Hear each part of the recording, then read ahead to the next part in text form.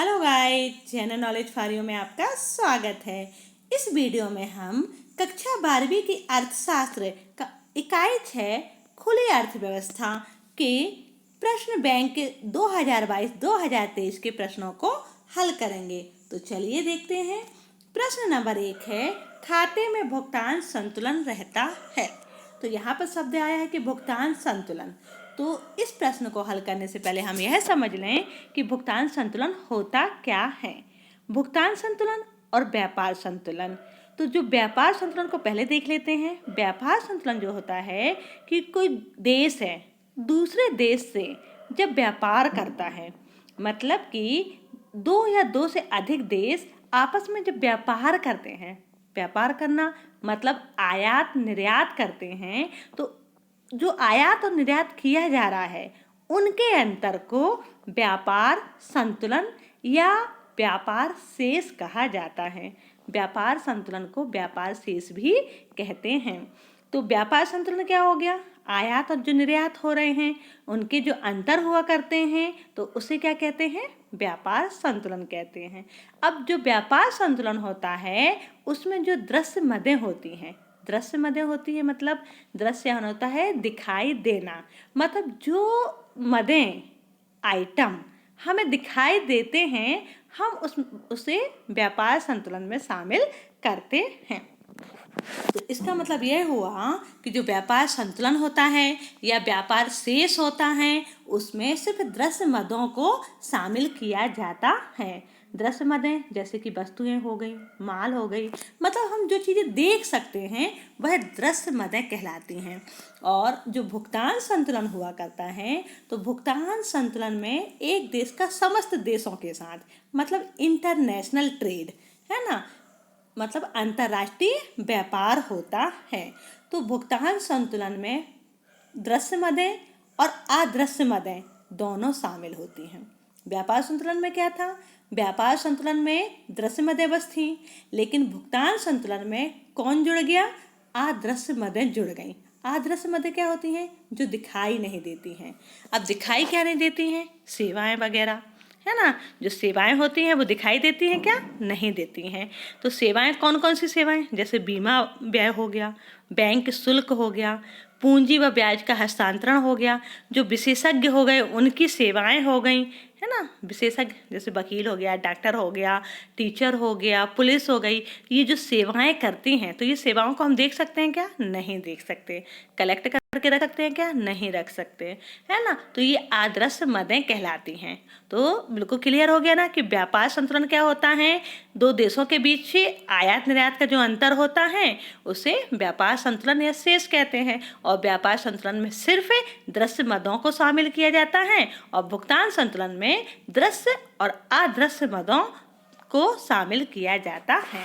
तो अब यहाँ पर पूछा है कि खाते में भुगतान संतुलन रहता है, ठीक है। जो भुगतान संतुलन रहता है वो कैसा रहता है? असंतुलित रहता है, संतुलित रहता है, कभी संतुलित होता है, कभी असंतुलित होता है, या कोई नहीं। तो भुगतान संतुलन को हमेशा संतुलित होना चाहिए।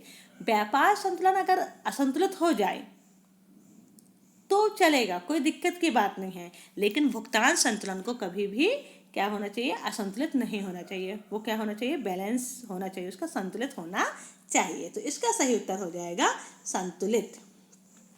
दूसरा है अवमूल्यन संभव होता है। अब अवमूल्यन किस में संभव होता है?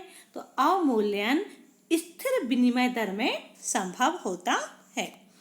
अदृश्य मदों में निम्न में से किसे शामिल करेंगे? बैंकिंग, जहाजरानी, सूचना, सभी। तो बैंकिंग तो आएगा ही आएगा, जहाजरानी शिप वगैरह जो होती है उनकी जो सेवाएं दी जा रही हैं, सूचना है ना, तो ये सभी शामिल होगी। तो इसका उत्तर हो जाएगा सभी। व्यापार संतुलन में कौन सी मदें शामिल होती हैं? तो व्यापार संतुलन में सिर्फ दृश्य मदें शामिल होती हैं। तो इसका उत्तर हो जाएगा दृश्य मदें। भुगतान शेष क्या दर्शाता है? तो भुगतान शेष क्या दर्शाता है? भुगतान शेष या भुगतान संतुलन एक ही चीज कहलाता है। तो भुगतान संतुलन बताता है कि एक देश के सभी विदेशी विनिमय प्राप्तियों तथा भुगतान का जो अंतर होता है। विनिमय दर बढ़ने पर विदेशी मुद्रा की पूर्ति में होता है। यदि विनिमय दर बढ़ जाए तो विदेशी मुद्रा की पूर्ति में क्या हो जाएगा, कमी हो जाएगी। वर्तमान में विनिमय दरों के किस रूप को अपनाया जाता है? अभी प्रेजेंट टाइम में जो विनिमय दर होती हैं उसमें किस रूप को अपनाया जाता है? तो प्रबंधित तरलशीलता के रूप में मुद्रा को अपनाया जाता है या विनिमय दरों को अपनाया जाता है। नम्य विनिमय प्रणाली में विनिमय दर निर्धारित होता है। नम्य विनिमय प्रणाली में जो विनिमय दर होती है वह विदेशी विनिमय बाजार की मांग पूर्ति पर निर्भर होती है या उनके द्वारा निर्धारित होती है। जिस विनिमय दर पर विदेशी मुद्रा की मांग उसकी पूर्ति के बराबर हो जाए तो उसे कहते हैं, क्या कहेंगे उसे कहेंगे संतुलन दर, क्योंकि यहाँ बोला गया है ना कि विदेशी मुद्रा की मांग उसकी पूर्ति के बराबर हो जाए, मतलब मांग बराबर पूर्ति। जहाँ मांग बराबर पूर्ति होगी तो वहां पर क्या हो जाएगा, संतुलन हो जाएगा। प्रश्न दूसरा है, रिक्त स्थान की पूर्ति कीजिए। विदेशी प्रत्यक्ष निवेश भुगतान शेष के खालिस्तान खाते का एक अंग होता है, तो इसका उत्तर हो जाएगा पूंजी। निजी ऋणों का भुगतान खालिस्तान खाते की देनदारी प्रविष्टि में आता है, तो निजी ऋणों का भुगतान पूंजी खाते की देनदारी प्रविष्टि में आता है। भुगतान शेष की संरचना में दोनों खालिस्तान एवं खालिस्तान खाते सम्मिलित होते हैं, तो भुगतान शेष की संरचना में चालू खाता और पूंजी खाता, क्योंकि भुगतान जो शेष होता है या भुगतान संतुलन होती है इसकी जो संरचना या जो मदें होती हैं वो दो प्रकार की होती हैं, एक होती है चालू खाता, दूसरा होता है पूंजी खाता। ठीक। विदेशी विनिमय की मांग उन लोगों के द्वारा की जाती है जो वस्तुओं का खालिस्तान करते हैं। वस्तुओं का क्या करते हैं, आयात करते हैं। एक देश में कीमतों में अत्यधिक वृद्धि होने पर उसके खालिस्तान कम हो जाते हैं। एक देश की कीमतों में अगर वृद्धि हो जाए तो उसके निर्यात कम हो जाते हैं। आयातों की तुलना में निर्यातों के बढ़ने पर विदेशी विनिमय दर देश के खालिस्तान में परिवर्तन होता है, तो पक्ष में परिवर्तित हो जाती है। पक्ष और विपक्ष दो चीजें होती हैं, तो यहाँ पहले हम लिखेंगे पक्ष में परिवर्तित होगी। खालिस्तान केवल वस्तुओं के आयात एवं निर्यात का रिकॉर्ड रखता है, तो व्यापार संतुलन जो है वह वस्तुओं के आयात और निर्यात वर्ष का रिकॉर्ड रखता है। पूंजीगत वस्तुओं के निर्यात एवं आयात को खालिस्तान खाते में शामिल नहीं किया जाता है, तो पूंजीगत वस्तुएं जो होती हैं वह पूंजी खाते में शामिल नहीं की जाती हैं। खालिस्तान खाता शेष में व्यापार शेष तथा आदर्श मदों के शेष को सम्मिलित किया जाता है, तो इसका उत्तर आ जाएगा चालू खाता। भुगतान शेष आधिक्य के कारण सरकारी कोषों में खालिस्तान होती है, सरकारी कोषों में वृद्धि होती है। प्रश्न तीसरा है, सही अथवा गलत बताइए।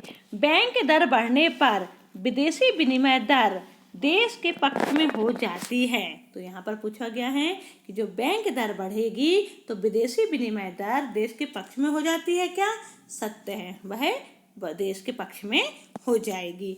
पूंजी का निर्यात करने वालों द्वारा विदेशी विनिमय की पूर्ति की जाती है, असत्य है। यदि देशवासी विदेशों में स्टॉक शेयर्स क्रय करते हैं तो विदेशी विनिमय दर देश के विपक्ष में हो जाती है, यह भी सत्य है। वस्तुओं का निर्यात चालू खाते की देनदारी होती है, तो वस्तुओं का निर्यात चालू खाते की देनदारी होती है, यह असत्य है। व्यापार संतुलन में सेवाओं का भुगतान शामिल होता है, व्यापार संतुलन में सेवाओं का भुगतान शामिल नहीं होता है ना, क्योंकि सिर्फ उसमें वस्तुएं शामिल की जाती हैं, मतलब दृश्य मदें शामिल की जाती हैं और सेवाएं अदृश्य मदें होती हैं, इसलिए यह असत्य होगा। भुगतान संतुलन सदैव संतुलित रहता है, तो भुगतान संतुलन सदैव सत्य रहता है, यह सत्य है। पर्यटकों द्वारा व्यय व्यापार शेष में शामिल होता है, यह सत्य है। भुगतान शेष केवल वस्तुओं से संबंधित लेन देन को रिकॉर्ड करता है, नहीं, जो भुगतान संतुलन होता है उसमें वस्तुओं और सेवाओं दोनों को शामिल किया जाता है ना, तो यह असत्य हो जाएगा। ठीक, ये क्या हो जाएगा, असत्य। यहाँ पर मिस्टेक लिखा हुआ है, यहाँ आप लोग सुधार लीजिएगा, यहाँ पर आ जाएगा यह असत्य है, क्योंकि भुगतान शेष में वस्तु और सेवाओं दोनों का रिकॉर्ड होता है। इसे चलिए, भुगतान शेष खातों में सरकारी कोषों में वृद्धि को ऋणात्मक चिन्ह द्वारा दर्शाया जाता है। सरकारी कोषों में वृद्धि को ऋणात्मक चिन्ह द्वारा नहीं, धनात्मक चिन्ह द्वारा दर्शाते हैं, तो यह असत्य हो जाएगा। व्यापार शेष और भुगतान शेष के चालू खाते के शेष में कोई अंतर नहीं है, सत्य है। अब आता है प्रश्न चौथा, जोड़ी बनाइए। भुगतान संतुलन, तो भुगतान संतुलन क्या होता है? जिसमें आदर्श मदें होती हैं, है ना? क्या होती हैं? आदर्श मदें होती हैं। व्यापार संतुलन, जिसमें सिर्फ दृश्य मदें शामिल होती हैं।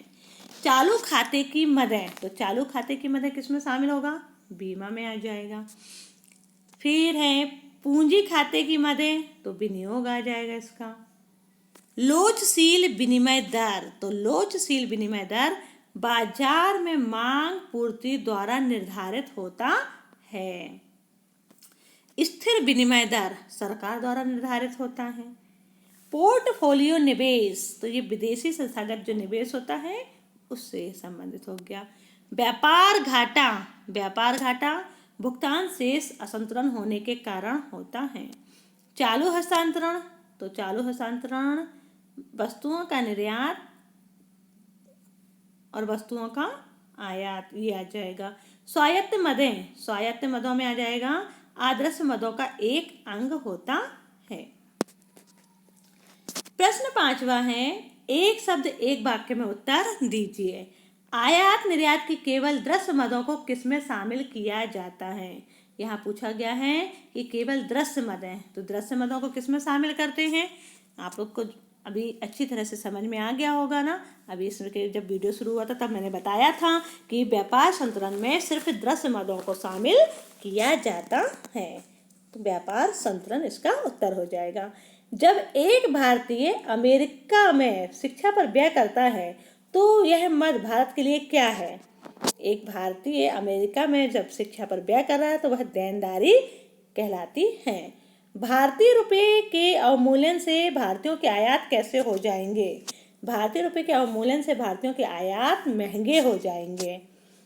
भुगतान संतुलन में विदेशी विनिमय की मांग क्यों उत्पन्न होती है? भुगतान संतुलन में विदेशी विनिमय की मांग देवताओं के कारण, देयता जो देनदारी होती है उनके कारण उत्पन्न होती है। बैंक दर बढ़ने पर विदेशी विनिमय दर देश के पक्ष या विपक्ष में हो जाएगा, तो किस में हो जाएगा? पक्ष में हो जाएगा। बाजार शक्तियों द्वारा निर्धारित विदेशी विनिमय दर क्या कहलाती है? तो बाजार शक्तियों द्वारा जो निर्धारित विदेशी विनिमय दर है वह लोचशील विनिमय दर कहलाती है। व्यापार शेष का आकलन कैसे किया जाता है? तो व्यापार शेष का आकलन दृश्य मदों के द्वारा किया जाता है। भुगतान शेष के दो आदर्श मदों के नाम बताइए। तो जैसे बीमा व्यय हो गया, बैंक शुल्क हो गया, पूंजी व ब्याज हस्तांतरण हो गया, ये सभी अदृश्य मदों के अंतर्गत आते हैं। कौन से दो सौदे व्यापार शेष को निर्धारित करते हैं? कौन से दो सौदे हैं जो व्यापार शेष को निर्धारित करते हैं? तो आयात और निर्यात। वस्तुओं के निर्यात और आयात के मूल्यों के अंतर को क्या कहते हैं? तो वस्तुओं के निर्यात और आयात के मूल्यों के जो अंतर होता है उसे व्यापार संतुलन कहा जाता है।